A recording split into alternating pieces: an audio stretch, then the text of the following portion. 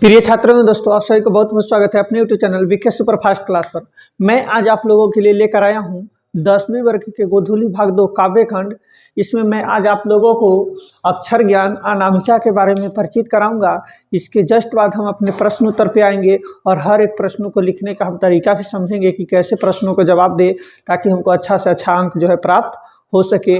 जब कोई व्यक्ति किसी चीज़ को मेहनत करता है जीवन में, तो उसके बाद उसमें जब विफलता उसे मिलता है, तो विफलता मिलने के बाद वह व्यक्ति अपने जीवन में कितना निराश होता है, उसी से संबंधित कहानियाँ इस पाठ के माध्यम से हम जानेंगे, जो कवित्री हमें इस बात को सीख देती है। चलिए हम लोग अपने पाठ्य पुस्तक को स्टार्ट करते हैं। इस अक्षर ज्ञान जो लिखा गया है, यह पाठ अनामिका के द्वारा लिखा गया है। आपसे तो पहला ही प्रश्न बन गया, आपसे पूछा जाएगा एग्जाम में कि अक्षर ज्ञान के लेखक कौन है, तो आप किनका नाम लेंगे?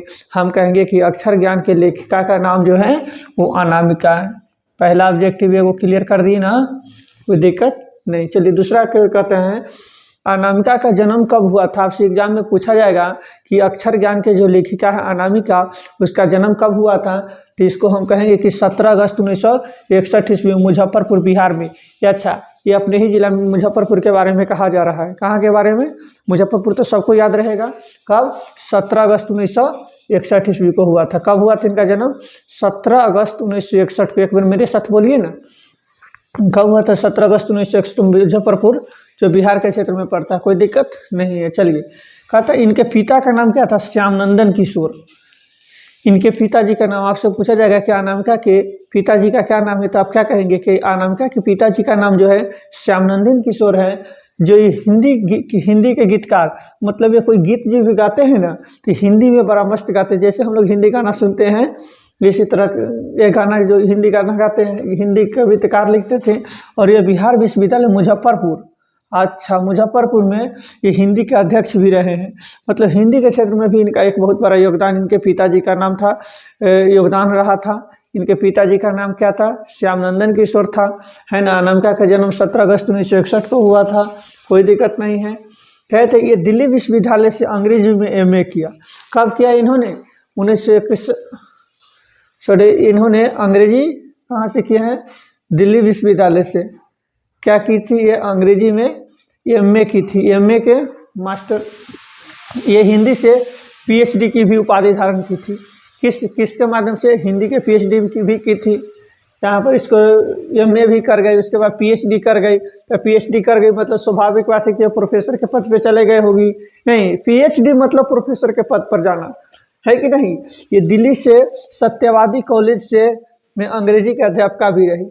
अच्छा, दिल्ली के किस कॉलेज में? आपसे पूछा जाएगा कि दिल्ली के सत्यवादी कॉलेज में जो है ये क्या चीज़, हिंदी कॉलेज में अंग्रेजी के जो है अध्यापिका के पद पे रही, मतलब शिक्षिका के पद पे रही होगी, अध्यापिका रही होगी। वहाँ पर बच्चों के पढ़ाने लिखाने वाला कार्य कर रही होगी, है ना। कहते थे इनकी प्रमुख रचना जो था काव्य संकलन,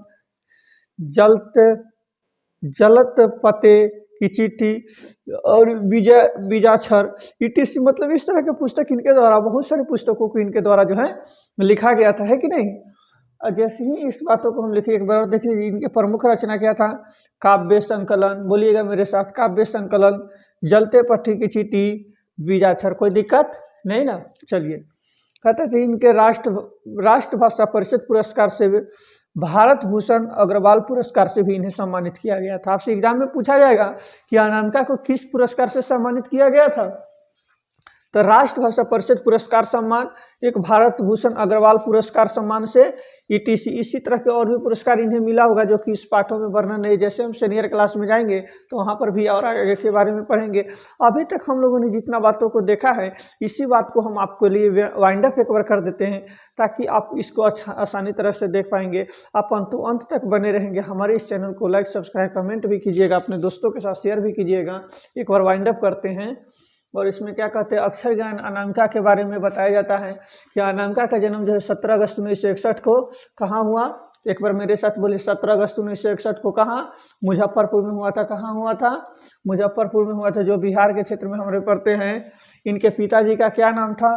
तो श्यामनंदन किशोर, जो हिंदी के गीतकार और बिहार विश्वविद्यालय मुजफ्फरपुर में हिंदी के अध्यक्ष के पद पर भी थे। किस पद पे थे इनके पिताजी?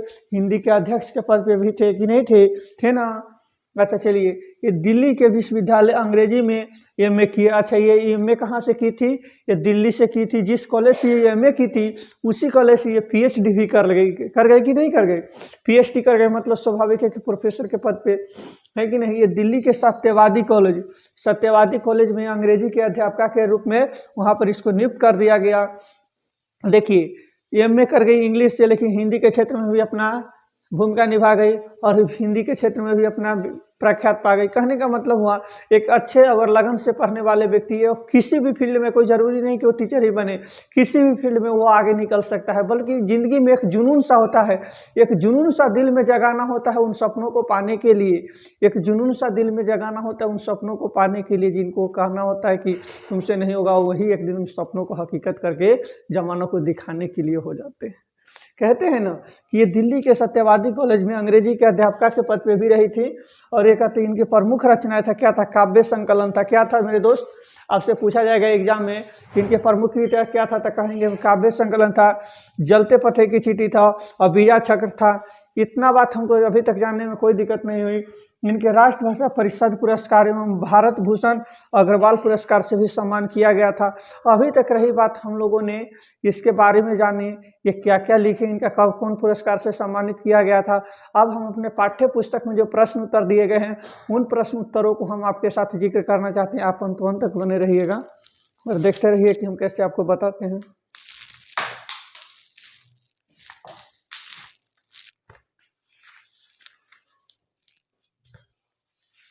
अक्षर ज्ञान के बारे में थोड़ा देखते हैं।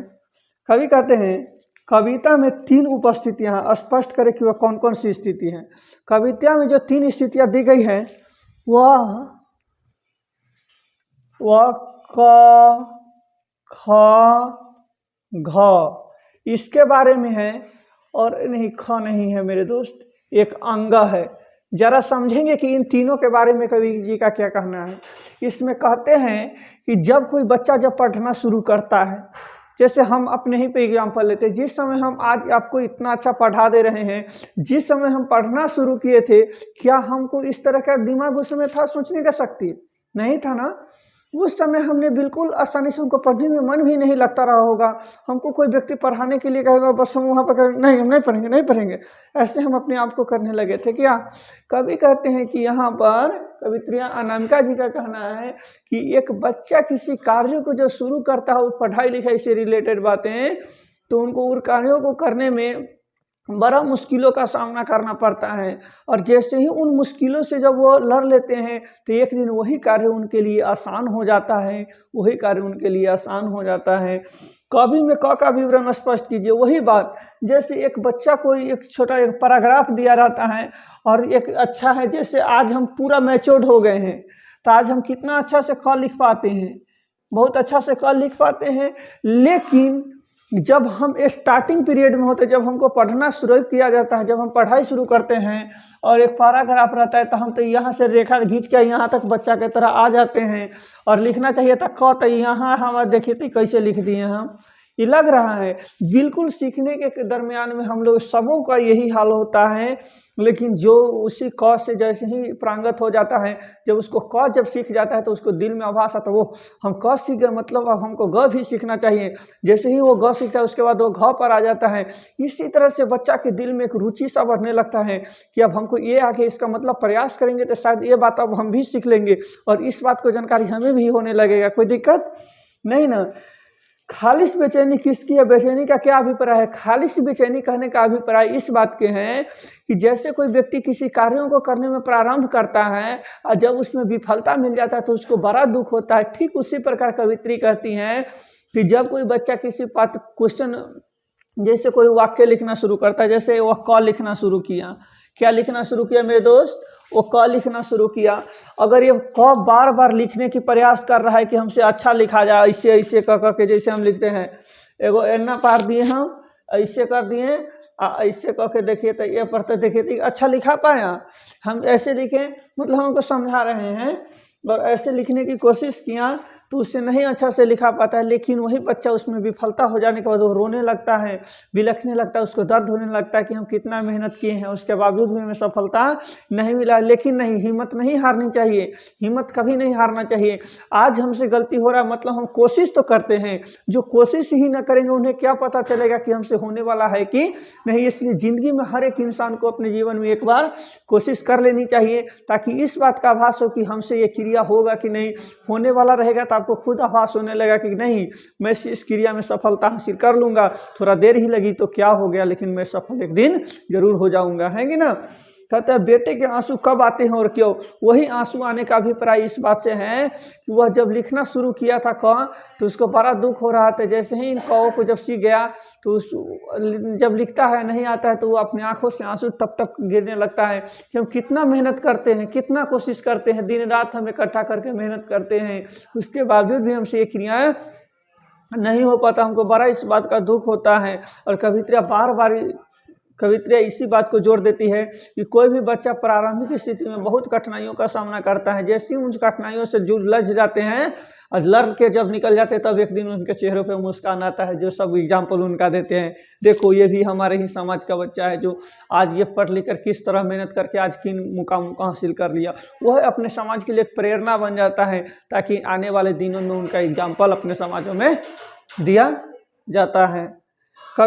कविता किस तरह एक सांत्वना और आशा जगाती है, विचार कीजिए। कहते कविता में इस बात का उल्लेख किया गया है कि एक बच्चा किस तरह से बड़ा मुश्किल के साथ वो सीखना शुरू करता है।